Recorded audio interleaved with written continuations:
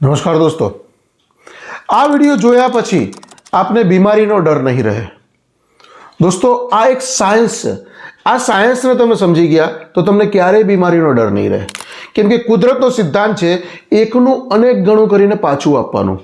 જેમ કે કુદરતે તમને એક કેરી આપી, કેરી ખાધા પછી ગોટલો તમારા માટે વેસ્ટ છે, પણ જો એ પાછો તમે કુદરતને આપી દો છો, એટલે કે જમીનમાં નાખી દો છો, તો એનો આંબો થશે અને આંબા ઉપર અનેક કેરીઓ આવશે. તો આ કુદરતનો સિદ્ધાંત છે એકનું અનેક કરીને પાછું આપી દેવું. કુદરત એની જોડે કશું નથી રાખતી. કુદરતે બધું આપણા માટે નિર્માણ કરેલું છે. તો જ્યારે તમે એક ગોટલામાંથી અનેક કેરીઓ લો છો, પણ કુદરતે એની સિસ્ટમ બનાવી છે કે ભાઈ એ ગોટલો તમે મને આપો, એનો વિનાશ ના કરશો, એને કચરાપેટીમાં ના નાખી દેશો. તમે એ મને આપશો તો હું અનેક ગણો કરીને તમને પાછો આપીશ.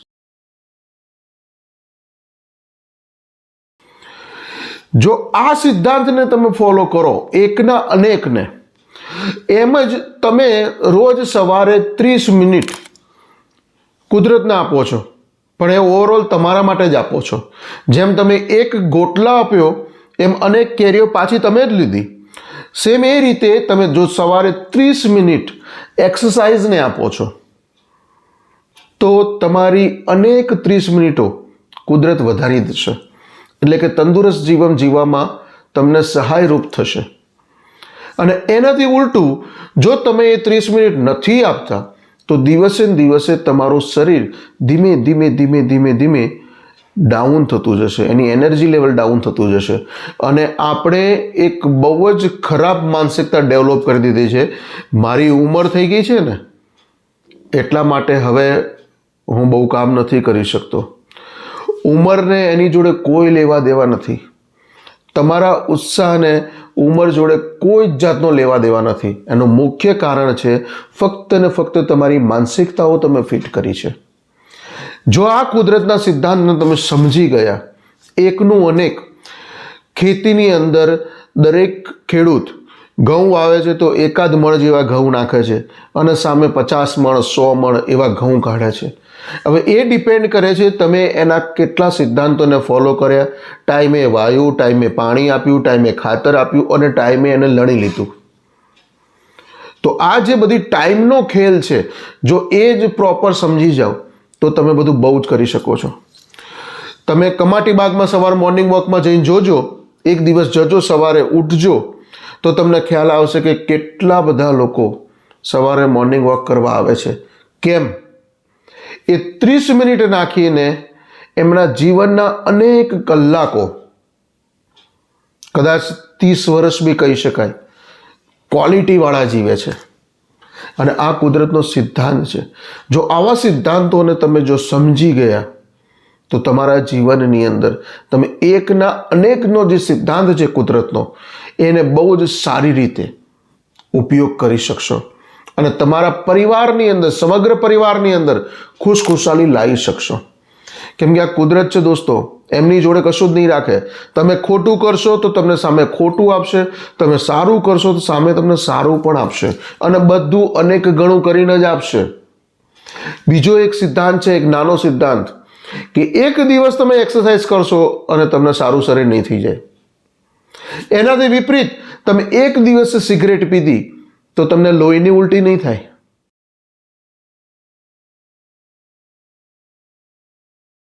પરંતુ વારે ઘડીએ તમે સિગરેટો પીધી તો તમને લોહીની ઉલટી થવાની સંભાવનાઓ પૂરેપૂરી છે, કેન્સર થવાની સંભાવનાઓ પૂરેપૂરી છે.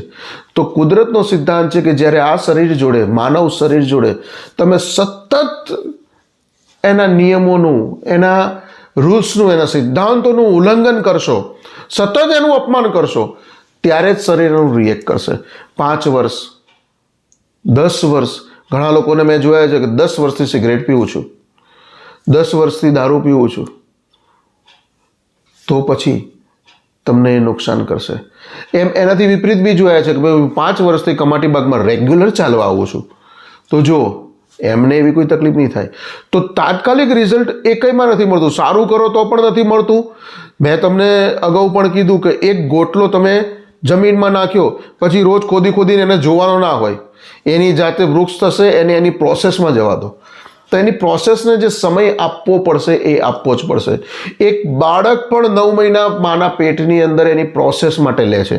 અને જો તમે એ બાળકને 7 મહિને કે વહેલા તમે કાઢવાની વાત કરો છો તો એને પ્રી મેચ્યોર ડિલિવરી કહે છે, જે બાળક નબળું કહેવાય છે. આ સિદ્ધાંત છે કુદરતનો.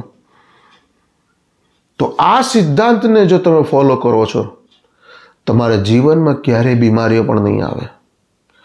જેમ તમે અજાણતા એ સિદ્ધાંત ફોલો કરો જ છો કે સિગરેટ પી લીધી, જમવાનો ટાઈમ થયો ચા પી લીધી, એટલે ભાઈ જમવાનો ટાઈમ થયો છે, એ ખોરાક માગે છે, ચા નથી માગતું.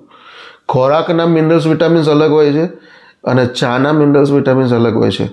જો સાચું કહું તો ચામાં એવા કોઈ મિનરલ વિટામિન્સ અત્યારે હોતા જ નથી. એ આપણો એક ઉત્તેજન આપવાવાળું એક પીણું થઈ ગયું છે. અને એ ના જેટલું લો એટલે જેનાથી દૂર રહો. બરાબર છે, સવારે તમે એકવાર ચા પીધી, બપોરે એક વખત ચા પીધી, પણ ઘણા લોકોને એવી ટેવ હોય છે કે આખો દિવસ ચા જ પી કરવાની. તો એ શરીર માટે બહુ ઘાતક વસ્તુ આજે નહીં તો કાલે સાબિત થશે. મેં તમને કીધું કે એક સિગરેટ પીવાથી લોહીની ઉલટી નથી થતી, પણ સતત સિગરેટો પીવાથી લોહીની ઉલટી પણ થાય છે, ફેફસા પણ ખરાબ થાય છે, આંતરડામાં કાણા પણ થઈ જાય છે, કેન્સર પણ થાય છે.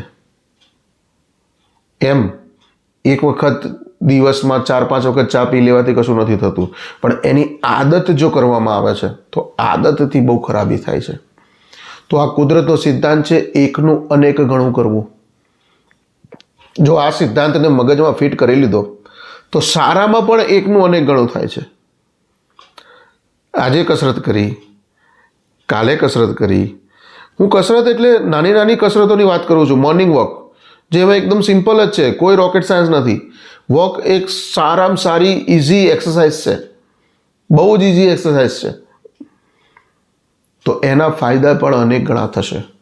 જેમ એક કેરીમાંથી એક ગોટલો નીકળે, પરંતુ એક ગોટલામાંથી અનેક કેરીઓ નીકળે અને વર્ષો સુધી નીકળ્યા કરે. એમ જો તમે રોજ 30 મિનિટ આપી તો તમારા 30 વર્ષ હેલ્ધી થઈ શકે છે. આ સિદ્ધાંતને સમજો, એની ઉપર કંઈક એક્શન લો. અંતમાં દોસ્તો, હેપી લાઈફ અને હેલ્ધી લાઈફ એ આપણા પરિવારની પ્રાથમિક જરૂરિયાત છે. તો એના ઉપર થોડું વિચારો અને હેલ્થી જીવન જીવો. અંતમાં જય હિન્દ, વંદે માતરમ.